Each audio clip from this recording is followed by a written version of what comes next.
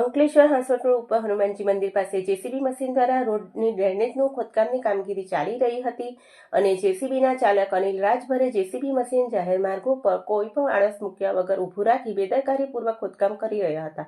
તે દરમિયાન નજીકમાં આવેલ જનકવાટિકા સોસાયટીમાં રહેતા 28 વર્ષીય નિકુંજ ઠાકોરભાઈ પટેલ પોતાની બાઇક લઈ ઘરે જઈ રહ્યા હતા. તે દરમિયાન રાત્રિના અરસામાં સામેથી આવતા વાહનોની લાઇટથી અંજાઈ જતા જેસીબીના આગળના ખોદકામવાળા દાતાની પાવડી સાથે ભટકાતા અકસ્માત સર્જાયો હતો.